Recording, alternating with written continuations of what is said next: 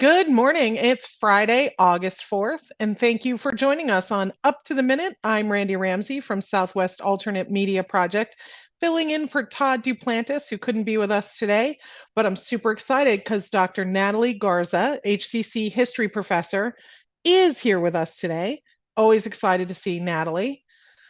Good morning, Natalie. How are you? I'm good. It's good to be here with you too. We are live on the Houston Community College District Facebook page. That's Houston Community College, not HCC.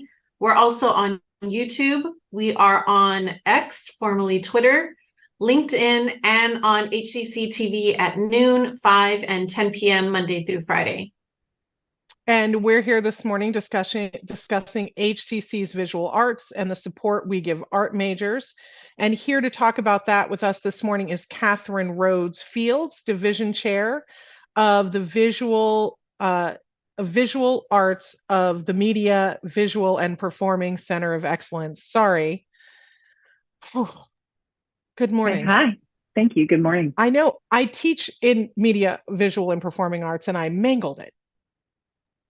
My one goal All this right. morning. Well, you can just say we're the MVPs at HCC, Media That's Visual true. Performing Arts, right? Mm-hmm. Yeah. I agree. We are the MVPs. We're going to be right back with you. And I'm super looking forward to everything you're talking about because there's so much going on. So But much. first, it is Film Friday, and we're going to talk about summer blockbusters with Alex Bentley, the network listings editor for CultureMap, Houston, Austin, Dallas, Fort Worth, and San Antonio. Alex, welcome back. Thanks for being here. I am super excited about these films. I don't remember when the last time I was so excited about a crop of films from start to finish over the whole summer was. But let's get out there. Let's talk about Barbenheimer.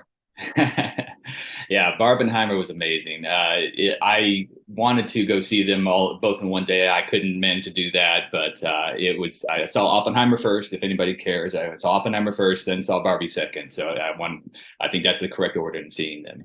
Honestly, Alex, that would have been having seen both again separately because I didn't think Oppenheimer was appropriate for my 12-year-old daughter. And the nipple action, which is, a whole weird thing. I would not want to have gone to see Barbie and then Oppenheimer after. That's true. That's a good idea. Yeah, but Barbie, I was looking forward to it since 2019. Honestly, I had seen that it was on Greta Gerwig's IMDb page way back then, and so I've been looking forward to it for 4 years now, I guess. And it did not disappoint. The sheer nerve and ability to make a movie that can be enjoyed, whether you love the doll or hate the influence it's had on the way women are perceived, it's just amazing. I've seen it twice. I can't wait to see it again to dig deeper into what Greta Gerwig is trying to say. Of course, Margot Robbie is the perfect actor to portray Barbie in every way. It's something they reference in the movie. Yeah. Ryan Gosling's hilarious. And really, if you're not touched by the speech that America Ferrera gives in the film, there might be something wrong with you. I think you're a soulless automaton Yeah. is the problem. But I will say this is probably the best acting I've seen from Ryan Gosling in a while. Yeah. I mean, it was epically good. I don't remember the last time I was in a movie theater and people stood up and cheered and clapped. And that's exactly what happened when I saw it with my daughter. Mm-hmm. There was a lot of like amen and finger snaps, and it was just a really amazingly well done film. And I will say this, good on Mattel for taking it in the teeth because they get made fun of pretty roundly. Yeah, that's what I heard in the film. That she was able to just do what she wanted. They just said go ahead and do it, and we'll be all right with it. And I wish more studios were like that, but unfortunately they're not. But at least we got this one that succeeded in a lot of ways. Absolutely. Now, what did you think about Oppenheimer? Yeah, I've been hit and miss with Christopher Nolan movies over the years. It was, well, pardon the pun, I was blown away by Oppenheimer. The idea that he could turn a 3-hour historical biopic about a person that really not that many people know about into a blockbuster that you have to see in IMAX, to me, that's staggering. For me, the pace of the film for the first 2 hours, it's super quick, thanks to the editing and the omnipresent music. And even when the film downshifts in the third hour, he's still able to hold your attention because of the way he's set up the two dueling storylines. in my mind, it's the Oscar favorite right now, with nominations for Cillian Murphy and Robert Downey Jr. all but assured.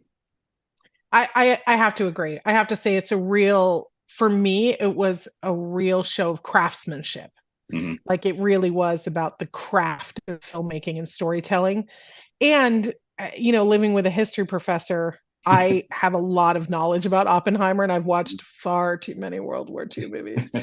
But even for me, there was some new stuff in there that was exciting and interesting. And so I really went in kind of trepidatious, like, oh, I don't know if I'm going to like it. But it was really masterful filmmaking. Mhm. And that was amazing.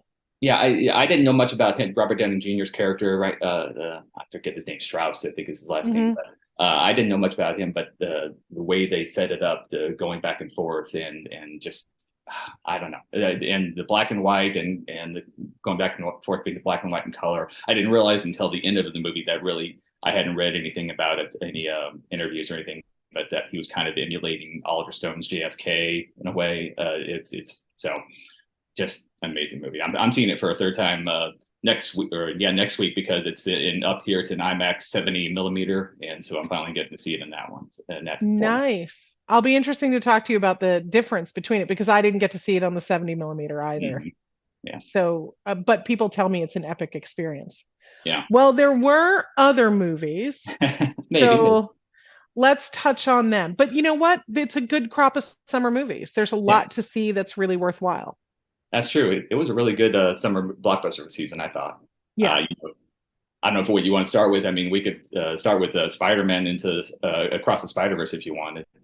Sure. Let's talk about that. And I do want to touch on Indiana Jones because who doesn't love a good indie movie? Oh, sure. Yeah. Well, yeah. I mean, Spider-Man.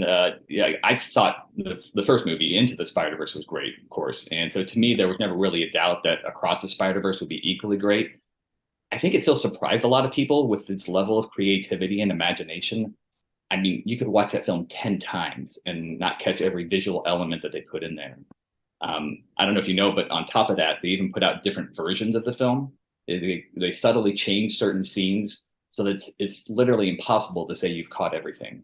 I did hear that. And I have to say, I loved Into the Spider-Verse. And in another summer, this would have been the best made film of the summer. Mhm. Like, it's amazing to me that we had this, which I think is a great tour de force of creative thinking and filmmaking. And then we had also Barbie and Oppenheimer. Like, Yeah. I think that it's hilarious that it's an also ran this Mhm. summer. Yeah, I mean, to me, just like Oppenheimer, it's a clear front runner for the Academy Awards. It's definitely going to get the best animated feature. So. Well, not winning any Academy Awards, I'm sure, is Indiana Jones and the Dial of Destiny. But I mean, it is a nice send off for Harrison Ford and that character.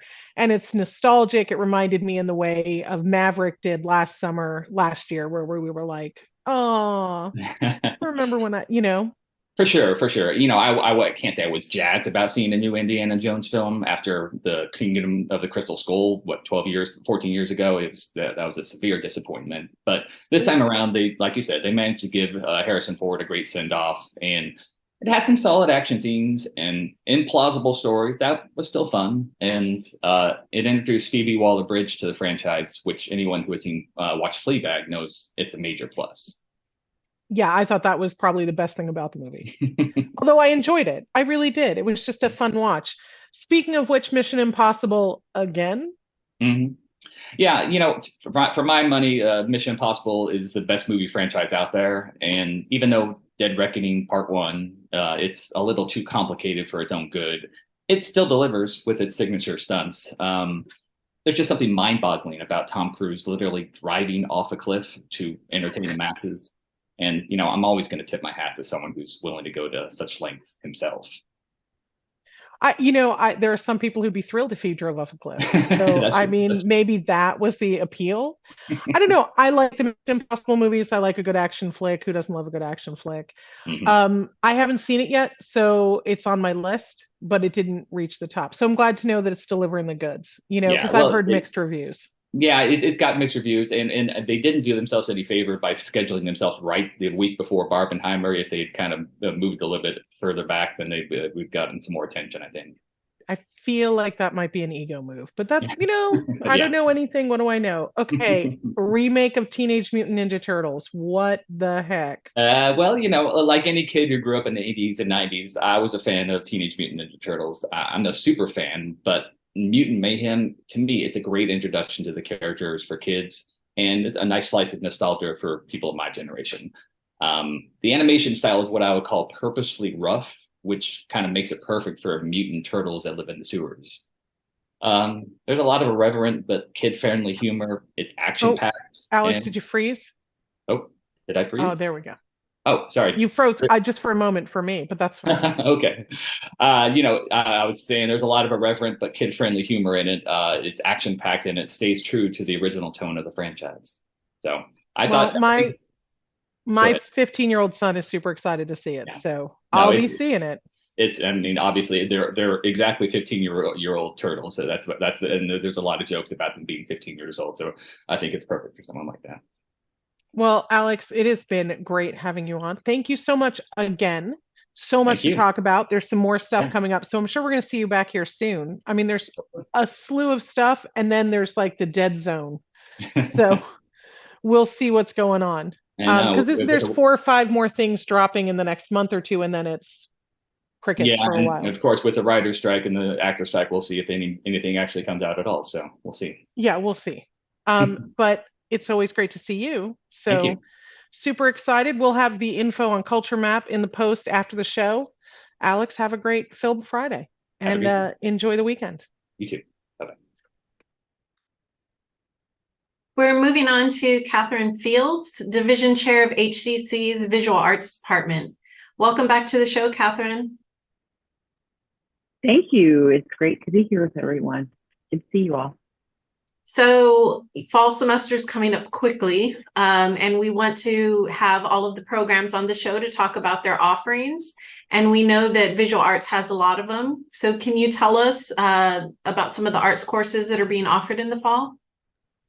Yes, well, we offer both lecture and studio courses across the system. And so a lot of people do like to take our studio courses. And what's interesting about our studio course offerings, and a lot of people don't know this, but our 2D design, 3D design, drawing 1, and digital media courses, those all actually count towards the creative arts core for a student who is planning on completing a degree at HCC, including our Art History 1, Art History 2, and Art Appreciation courses. So a student who likes to draw, and they can actually take our Drawing 1 class and it counts towards the Creative Arts core, which is very exciting for a lot of our students who want to do that. So that's something we offer all of those across the system at every location. And those courses are also offered completely online asynchronously.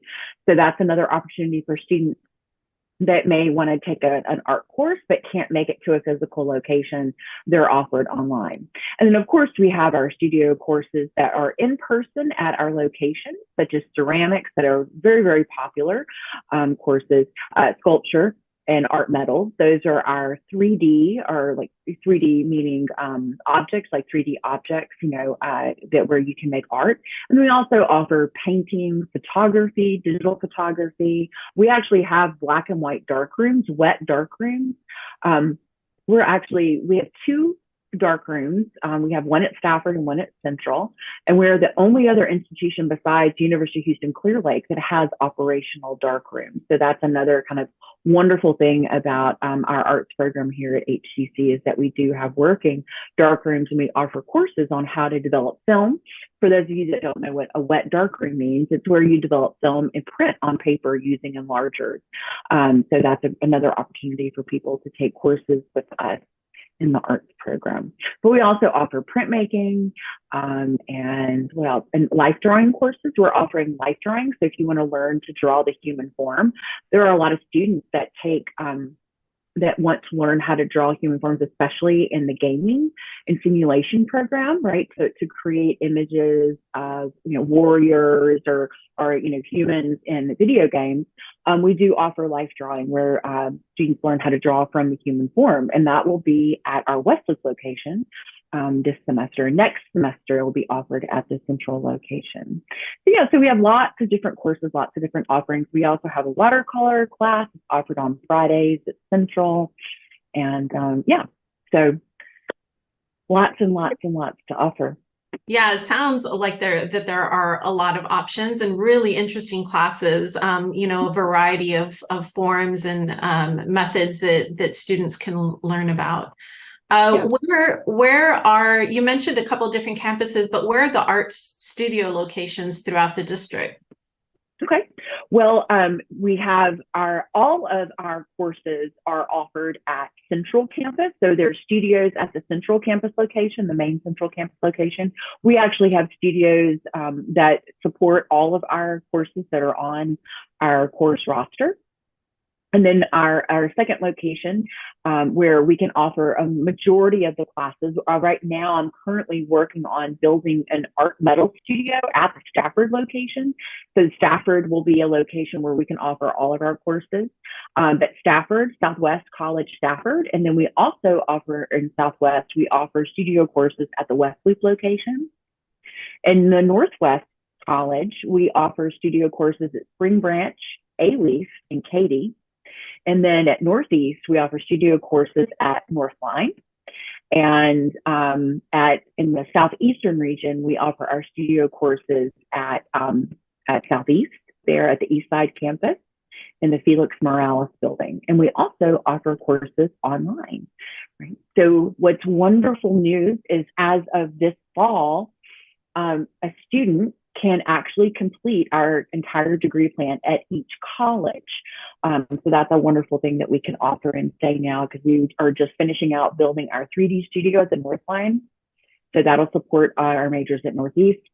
And this summer, we finished building out our digital media studio at our East Side campus. So that's also, so those are our locations where we offer our studio courses, but we do offer art appreciation and art history, as well as foundations of art classes at physical locations at 11 locations throughout the district, right? So that's great that the students can now, finish the degrees at the various campuses, because I know that sometimes it's difficult to, you might want to do a degree, but having to travel can make it more complicated. Yeah. I've seen art galleries at various locations and exhibitions. Is that something that the department runs, those galleries? Yeah, absolutely. So we support art galleries at multiple locations across the system, including online. We actually have a virtual gallery that we have built. We actually built during the pandemic to support our student exhibitions, and we have since made it to where students can virtually walk into a virtual space gallery. But our physical galleries, which are also very exciting, we have a wonderful exhibition kind of planning for this fall. We have our gallery at Central. We also have a gallery at East Side. We support the President's Gallery at the Learning Hub. So we work with the President's Office to support the curating of artwork for the President's Gallery there. But we also have an independent space at the Wedge space at East Side. So we have two locations at East Side. And then at Northeast, at Northline, we have a gallery at Northline in the main building there at Northline. At Spring Branch, we have a gallery that's located in the main building, right by where you can see our art car over there. The gallery is over there at Spring Branch.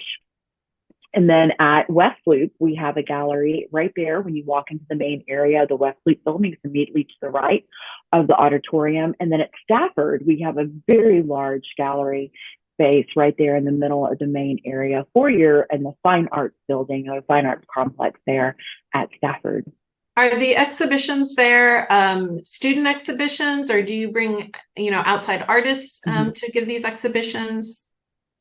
Right. So right now, what we're doing is we're supporting our part-time and full-time faculty and allowing them, and also to let students know like who our faculty are. So we're supporting faculty exhibitions each semester. So there will be two exhibitions each semester for each gallery. The first is highlighting a faculty member or a group of faculty members, whether they're part-time or full-time.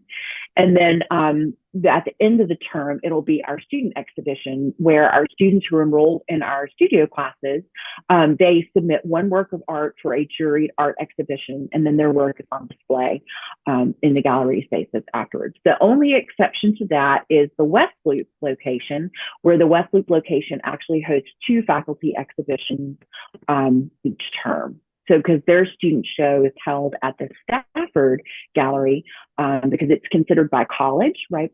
So our Katie and A-Leaf student shows are held at the Spring Branch location, and then the Southwest are held at the Stafford.